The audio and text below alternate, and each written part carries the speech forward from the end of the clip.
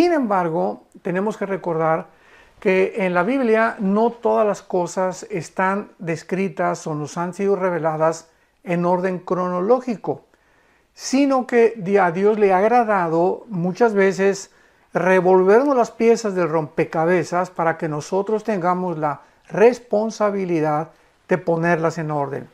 Entonces, cuando oímos que los 7 sellos, como ya lo vimos anteriormente en otro estudio, cubren los 7 años de la tribulación, y lo podemos demostrar porque el 6º sello claramente nos habla de que vienen cosas catastróficas sobre el mundo y donde la ira de Dios ya se descarga sobre el mundo, y la ira de Dios claramente tanto en el Antiguo como en el Nuevo Testamento se encuentra en los últimos 3 años de la tribulación.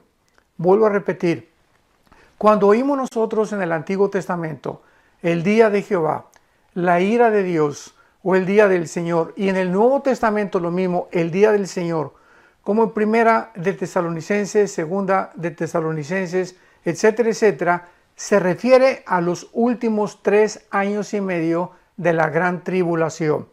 Entonces, estos 7 años de la tribulación están divididos, la primera parte en 3 años y medio, donde el sistema religioso que se atribuye a la gran ramera en Apocalipsis 17 va a tratar de colaborar con el anticristo, y hasta cierta manera se nos describe en el capítulo 17 de Apocalipsis que la ramera está arriba de la bestia, implicando que el sistema religioso al principio de los primeros 3 años de la tribulación va a ejercer poder sobre el poder político del anticristo. Y entonces en el capítulo 17 de Apocalipsis se nos describe que después el anticristo se deshace de la ramera y la confederación de 10 naciones que van a formar el último gobierno sobre el cual el anticristo va a ser el líder, van a quemar la ciudad. Porque se nos describe en el último versículo del Apocalipsis 17 que la ramera es una gran ciudad. O sea, una ciudad que va a tener un control religioso sobre el mundo, o sobre la mayor parte del mundo. Y una vez que sea quemada esta ciudad, después de los primeros 3 años y medio, viene el poder político del anticristo, donde él se erige como juez, donde él ya no acepta ninguna religión más que la que él va a imponer, y es lo que dice Segunda de Tesalonicenses capítulo 2, que va a entrar al templo de Jerusalén violando el trato o el pacto que hizo con los judíos, y en ese momento él se erige como Dios. Y ahí viene completamente todo lo que son las trompetas que vamos a continuación a estudiar, porque las trompetas vamos a demostrar simplemente que van a suceder en los últimos 3 años y medio de la tribulación. Muy bien. En el capítulo 8 del libro del Apocalipsis encontramos el 7º sello. Vimos ya claramente que el 6º sello describe el final de la tribulación, o sea, ya casi cuando la ira de Dios está por consumarse y donde van a ser destruidas todas las naciones, las islas van a desaparecer, va a haber terremotos tremendos como jamás el mundo había experimentado. Pero lo más interesante de esto es que el Espíritu Santo nos muestra en el capítulo 8 del Apocalipsis que antes, en el capítulo 7, 4 ángeles, que son los que a quienes se les van a entregar las 4 primeras trompetas del juicio, sale otro ángel del oriente que les dice a estos 4 ángeles, un ángel les dice, no hagan nada. Los detiene a estos 4 ángeles hasta que sean sellados. Los 144,000 judíos, 12,000 de cada tribu, para que entonces después de que estén sellados, o sea, protegidos por Dios, los ángeles que van a tocar las trompetas en el capítulo 8 las puedan ejercer o puedan llevar a cabo su destrucción. Pero inmediatamente después de que son sellados los 144,000, abordamos el capítulo 8 del Apocalipsis e inmediatamente encontramos una revelación tremenda que nos muestra la influencia tan tremenda que tienen nuestras oraciones. Es impresionante cómo la Biblia describe la influencia, el poder tan grande que muchas veces como cristianos no hemos podido descubrir que tienen nuestras oraciones. Al grado que en el libro de Santiago, capítulo 4, dice la Biblia que recordemos que la oración del justo puede mucho. Y pues nosotros cuando oramos decimos, bueno, Dios está tan lejos y no se va a preocupar por mí, tal vez ni me haga caso, soy como una cucarachita, como una hormiguita, ¿quién se va a estar acordando de mis oraciones?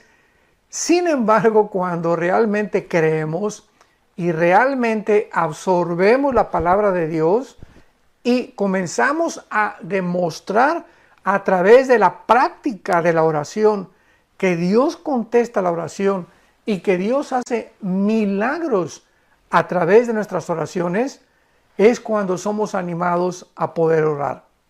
Por eso la Biblia dice en 1 Pedro 4:7, el fin de todas las cosas se acerca, velad y sean sobrios en oración.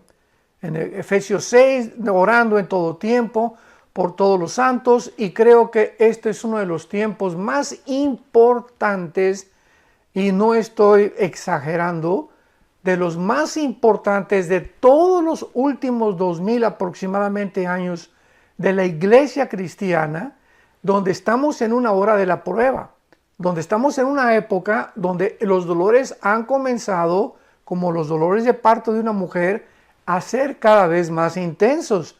Y mientras más intensos se hagan estos dolores, y mientras más la presión del mundo venga sobre nosotros los cristianos, más necesitamos fortalecer nuestra vida interior. Más necesitamos blindarnos con toda la armadura de Dios, con la espada del Espíritu, con el escudo de la fe, con el casco de la salvación, con los pies del Evangelio y orando en todo tiempo por todos los santos. Porque es a través de nuestra comunión, a través de la oración, donde nosotros hacemos contacto con la fuente de energía. Hacemos contacto, nos conectamos con Dios cuando nos ponemos de rodillas o en la posición en la que tú puedas escoger orar. Eso no importa mucho. Lo importante es que no perdamos nuestro contacto con Dios. Y lo vamos a demostrar al final de la Biblia, en este capítulo 8 del Apocalipsis, que es la antesala de las trompetas que vamos a continuación a poder describir. Dice así: cuando abrió el séptimo sello, se hizo silencio en el cielo como por media hora, y vi a los 7 ángeles que estaban en pie ante Dios, y se les dieron 7 trompetas. Aquí pues Juan ve que antes de que venga el juicio y antes de que se toquen las 7 trompetas, él ve a estos 7 ángeles parados ya dispuestos a tocar las trompetas. Sin embargo, observemos lo que sigue. Y entonces vino otro ángel, ya no de los 7 ángeles de las trompetas, sino otro ángel, y se paró ante el altar con un incensario de oro, y se le dio mucho incienso para añadirlo a las oraciones de todos los santos sobre el altar de oro que estaba delante del trono. Aquí nos damos cuenta que el incienso en el Antiguo Testamento, si bien recordamos, es un tipo, es un símbolo, es una representación de nuestras oraciones. Porque es algo, ¿verdad? Es más, todavía Dios les dio los ingredientes especiales con los que debería hacerse el incienso. Hasta eso Dios es meticuloso y detallista, porque ahí involucra también el detalle y lo profundo que involucra las oraciones de todos nosotros. Entonces el incienso en el Antiguo Testamento simboliza como algo que sube hasta el trono de Dios, y que en el Nuevo Testamento son nuestras oraciones. Muy bien. Este ángel entonces recibe un incensario, y desde luego que ahí a continuación lo acabamos de leer, para añadirlo a las oraciones de todos los santos sobre el altar de oro de Dios que estaba en el templo. O sea, el incensario en el capítulo 8 del Apocalipsis que es la antesala de las trompetas, que recibe este ángel, no estaba lleno, sino que faltaban oraciones para añadirlo a ese incensario de parte nuestra. Y vemos a continuación lo que sigue. Y de la mano del ángel subió a la presencia de Dios el humo del incienso de las oraciones de los santos. O sea, recordemos que aquí el incensario no está lleno, está en el cielo, y las oraciones que están haciendo aquí abajo en la tierra los santos están subiendo para llenar el incensario. O sea, viene un tiempo cuando nuestras oraciones van a tener un final y cuando ya Dios no va a escuchar ninguna oración porque el tiempo del juicio vino. Entonces es maravilloso que nos demos cuenta que antes de los últimos años de la tribulación, Dios continúa teniendo misericordia y gracia, porque ya finalmente, ya al final no va a haber absolutamente nada. Vemos después de los 1000 años el juicio, el gran trono blanco, donde todos van a estar parados delante de Dios y se acabó la gracia, se acabó la misericordia, se acabó el favor de Dios. Entonces, dice la Biblia, de la mano del ángel subió a la presencia de Dios el humo del incensario con las oraciones de los santos. Y el ángel tomó el incensario, observemos lo que pasa, y lo llenó de fuego del altar. O sea, el incensario lo mezcló con el fuego del altar.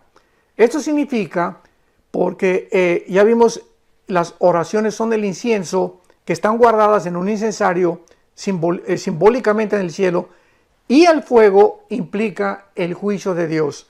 Entonces se mezcla el fuego con las oraciones de los santos y dice la Biblia, y lo arrojó a la tierra. O sea, en el momento que el fuego se une con las oraciones, dice la Biblia, el ángel agarró el incensario, todo esto es simbólico, y lo vertió para que cayera todas estas oraciones, o sea, simbólicamente, para que las oraciones de los santos fueran contestadas, mezcladas con el juicio de Dios. Y dice así, y hubo truenos, y voces, y relámpagos, y un terremoto. Y una vez que el ángel nos simboliza aquí con esta escena maravillosa, que nuestras oraciones van a ser contestadas, implica que las oraciones que estamos haciendo nosotros aquí en la tierra, de alguna manera están acelerando el juicio de Dios. Mientras nosotros oramos, le estamos diciendo a Dios, cada día que oramos, Señor, ya termina con esto. Ya ven por favor por nosotros, que tu gracia, que tu justicia, que tu paz se establezca en la tierra. Y aún en el quinto sello, lo vimos también en el quinto sello, en el capítulo 4 del Apocalipsis, vemos claramente también que los santos del Antiguo Testamento estaban orando en el versículo 4 en adelante, capítulo 6 del Apocalipsis, versículo 10 en adelante, en el quinto sello, estaban orando a Dios y diciéndole arriba en el cielo, hasta cuándo Dios, justo y verdadero, venga nuestra sangre. Ahí en el cielo todavía los ángeles están junto a los santos de Dios. Ahí en el cielo están los ancianos de Dios, los líderes del juicio y del trono de Dios, los sabios del universo, junto a los santos, y los santos están diciéndole a Dios, ya allá en el cielo, los que ya murieron como mártires, Señor, apúrate, ya que el juicio caiga sobre el mundo. Y esto es lo que sucede antes de las 7 trompetas. Santos de Dios, cuando comencé yo a entender estas cosas, de qué manera nuestras oraciones tienen el poder, porque Dios en su soberanía ha determinado todas las cosas, lo sabemos, y Dios ha establecido una hora, un día, una semana, un mes, un año, para las cosas que van a suceder. Así como Cristo vino en el tiempo exacto de Dios, así Dios ha determinado un programa cronológicamente en el cielo donde cada cosa que Él ha determinado va a suceder. como cuando en el capítulo 2 de los Hechos el apóstol Pedro, explicándole a los judíos la muerte de Cristo, les dijo, entregado por el predeterminado consejo y anticipado conocimiento. Predeterminado consejo. Dios había ya establecido desde antes de la fundación del mundo que su Hijo Jesucristo fuera crucificado. Con predeterminado consejo y anticipado conocimiento, Dios sabía cuando Jesús vino al mundo todo lo que iba a suceder. Y lo vemos en la misma vida de Jesucristo. Cristo, el día anterior a su muerte, cuando estaba tomando la última cena con los discípulos, él sabía perfectamente que esa noche era la última cena que iba a tomar con ellos. Él sabía que al otro día, a las 9 de la mañana, iba a estar colgado en una cruz. Él tenía un anticipado conocimiento de las cosas que iban a suceder. Cuando él comenzó a encaminarse hacia Jerusalén, después de estar en Galilea, les dijo a los discípulos, voy a enfrentar ahora el juicio. Seré entregado por los líderes, los sumos sacerdotes, van a golpearme, van a hacerme sufrir y voy a morir y a los 3 días voy a resucitar.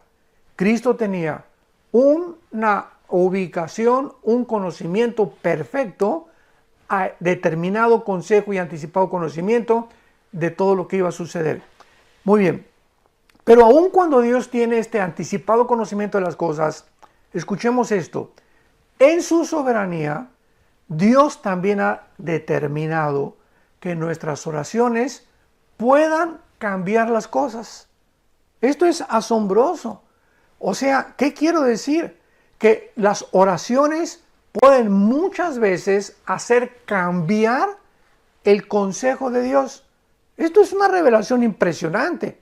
¿Cómo lo puedo demostrar? Muy fácil.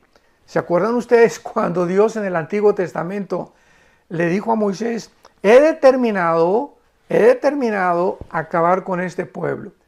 ¿Y qué hace Moisés? Se pone en la brecha y le dice a Dios, Señor, no hagas esto. Y comienza a orar Moisés y por la oración de Moisés, Dios cambia su manera de pensar. Y esto es precisamente lo que significa cuando encontramos en el Antiguo Testamento y Dios se arrepintió. Y Dios se arrepintió. Y más adelante dice el libro de los Números, mas Dios no es hombre que se arrepienta como los hombres. O sea, cuando oímos esta frase y Dios se arrepintió, ¿qué quiere decir? Ahora lo entendemos. La palabra shuv, S-C-H-W-B grande, shuv, como suena en el hebreo, es la palabra que se tradujo en el Nuevo Testamento metanoia y que se tradujo al español arrepentimiento. Entonces la palabra shuv en el Antiguo Testamento significa volverse, regresar a. ¿Qué es lo que significa el arrepentimiento? Vas en un camino, te arrepientes y cambias tu manera de pensar y regresas y te vuelves a Dios. Porque el verdadero arrepentimiento no solamente es ya no voy a dejar a fumar, ya no voy a tomar, ya no voy a ver pornografía, sino que aparte de dejar esas cosas, nos regresamos hacia Dios y reconocemos que sin Él no vamos a poder continuar viviendo la vida cristiana. Entonces en el Antiguo Testamento, cuando dice la Biblia que Dios se arrepintió, esto no significa que Él haya cambiado su manera de pensar respecto al pecado, porque es lo que significa para nosotros como hombres. Dios no se arrepiente como nosotros, o sea, su manera de pensar no es igual a la de nosotros, porque la palabra arrepentimiento significa cambio de mente, cambiar de manera de pensar. Cuando nosotros nos arrepentimos es de algo malo hacia lo bueno, pero cuando Dios dice que Él se arrepiente, es cuando Él cambia su manera de pensar con respecto a nuestro trato. Y Dios se arrepintió, o sea, Dios cambió su manera de pensar en cuanto a lo que Él iba a hacer con el pueblo de Israel, en cuanto a lo que Él quería o tenía determinado para hacer. Y otro ejemplo lo tenemos con el famoso Jonás. La palabra Jonás, ¿verdad?, significa paloma, ya lo sabemos, paloma significa Jonás. Y cuando Jonás es enviado a Nínive, a una ciudad asiria, para que esta ciudad sea completamente destruida, Dios, cuando ve que se arrepiente la gente, ya Dios había determinado, voy a destruir a Nínive. Y Jonás feliz de la vida, porque Jonás era de esos profetas, ¿verdad?, del juicio, que cayera fuego inmediatamente sobre todos los enemigos de Dios. Lo mismo que los discípulos antes de que muriera Cristo le dijeron que caiga fuego y que los mate a todos los que están en contra de ti. Cristo les contestó, ustedes no saben de qué espíritu son. Entonces Jonás era este tipo de hombre, como hay muchos cristianos también, que caiga el juicio de Dios y que ya los consuma de una vez. Pero este no es el corazón de Dios muchas veces. Entonces cuando Jonás ve que Dios perdona a Nínive, se enoja. O sea, Dios había ya determinado que Nínive fuera destruida, pero el arrepentimiento, cuando se dieron vuelta de sus caminos y regresaron a Él, Dios los perdonó. Este es otro ejemplo tremendo de lo que estamos nosotros exponiendo, que nuestras oraciones tienen un poder tremendo, una influencia maravillosa, simplemente porque en su soberanía Dios así lo ha determinado.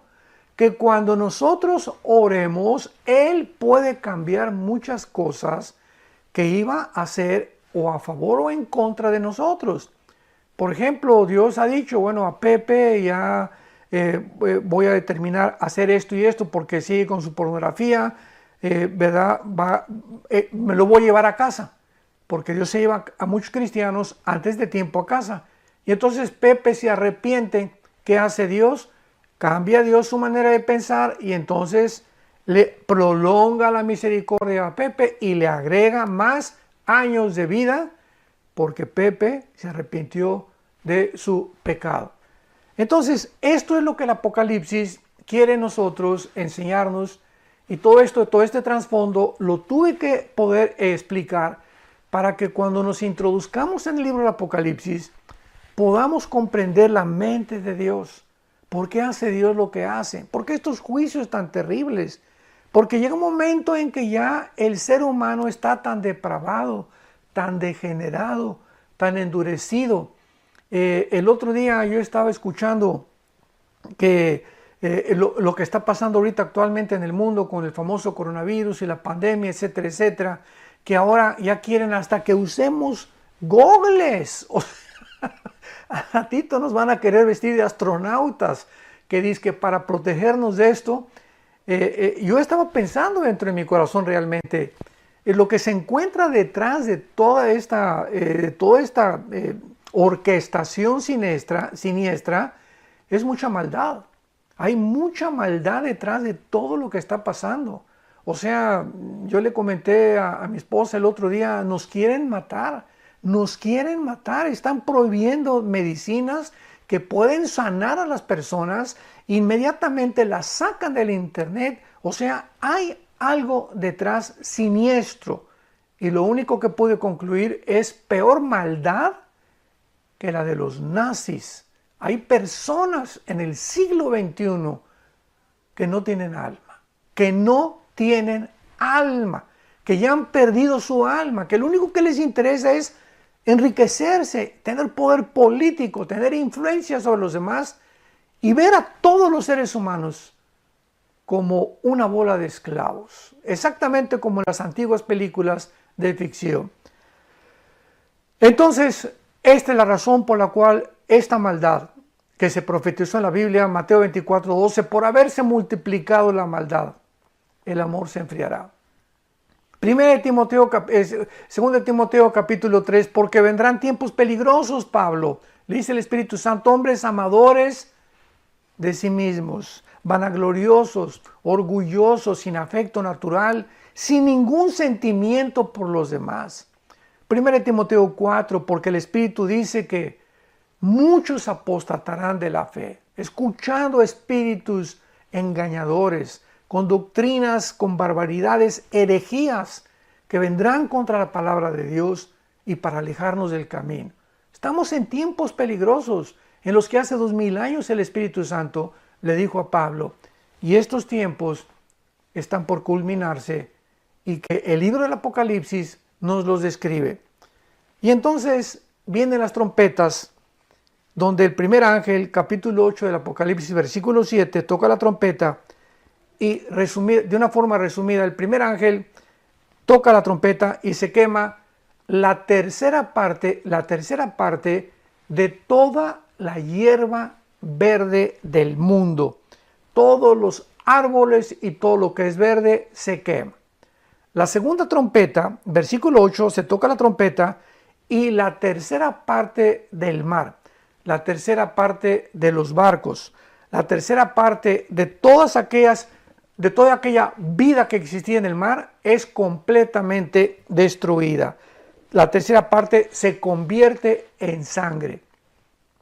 Hace algunos días, finalmente, mi esposo y yo estuvimos en una playa cercana y nos impresionó la cantidad del famoso sargazo, que son como algas marinas descompuestas, y pues no pudimos entrar a nadar. Todo estaba lleno de sargazo y están tratando de juntarlo y todo. Y yo me acerqué y el olor era nauseabundo, era un olor terrible. Bueno, ¿qué cosa es esto?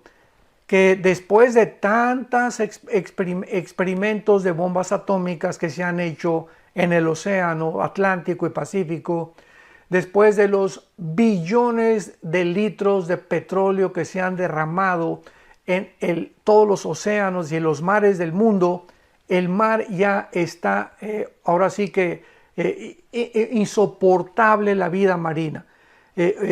Están delfines encontrándose muertos en las playas, ballenas encontrándose muertas en las playas, y todas estas algas, este famoso sargazo, no son más que algas que se están muriendo, que es vida dentro del mar y que se muere con la contaminación, que se desprende y que el mar arroja hacia las playas.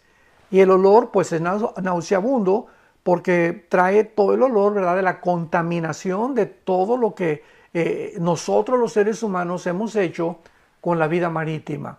Pero cuando llegue la segunda trompeta nos damos cuenta que ya la tercera parte del mundo entero en el mar estará completamente descompuesta. En la tercera trompeta, la tercera parte de todos los ríos y arroyos del mundo serán descompuestos también. Y dice la Biblia que en la cuarta trompeta el sol, la luna y las estrellas se oscurecerán en una tercera parte para que no hubiera luz en la tercera parte del día y asimismo de la noche. Y cuando entremos nosotros a la quinta trompeta, en el próximo estudio, en la próxima conferencia el sábado, en la respuesta de las preguntas, vamos a profundizar en la quinta trompeta, que es cuando un ángel baja al centro de la tierra y abre el abismo. El abismo es el lugar donde están escondidos todos los demonios.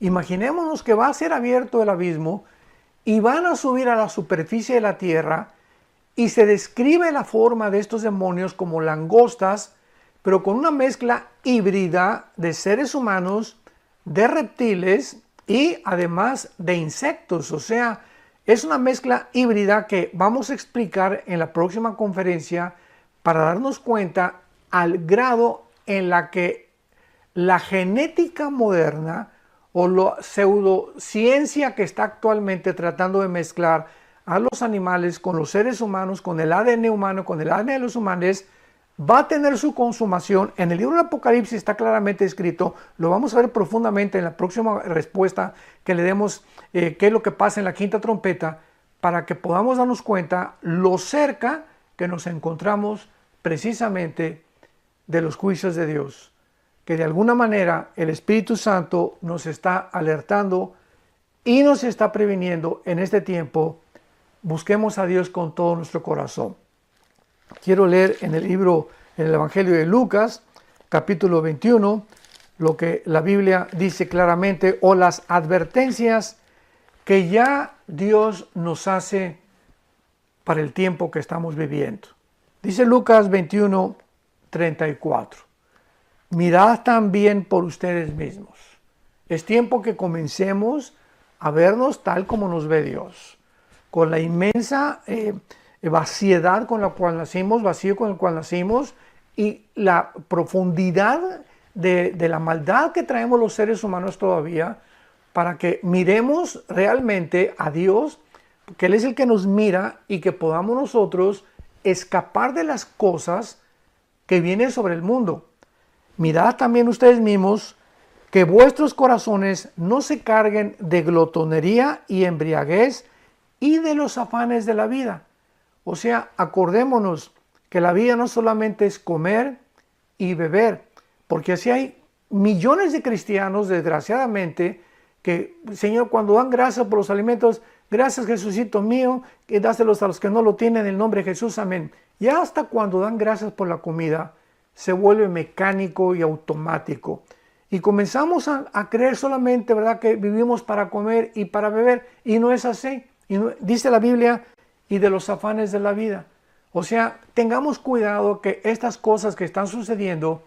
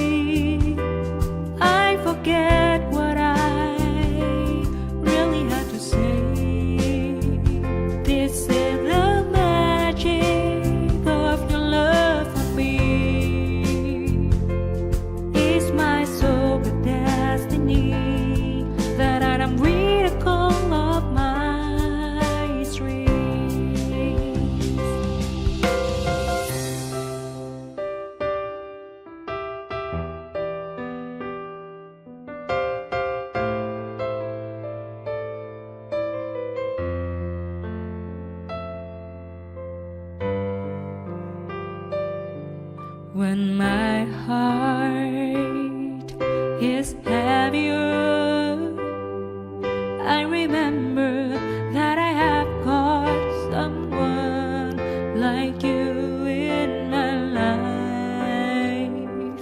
A single day is nothing without you. I hope that my sunshine always be with me.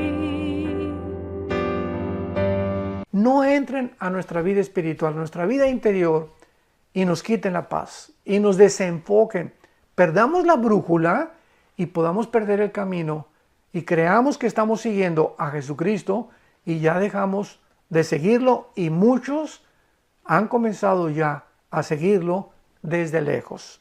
Así fue como Pedro cayó en el pecado de negar a Cristo, cuando lo comenzó a seguir de lejos. Y finalmente dice la Biblia, y venga de repente sobre vosotros aquel día. ¿Cuál es aquel día? El tiempo que estamos estudiando en el Apocalipsis, que caerá sobre el mundo. Porque como un lazo vendrá sobre todos los que habitan en la faz de la tierra.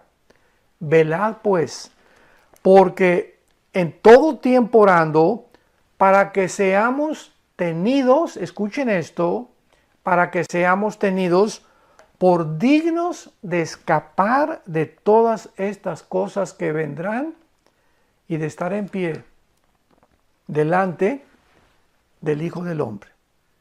Para que Dios nos tome como dignos de sacarnos de este mundo y de las cosas que vendrán.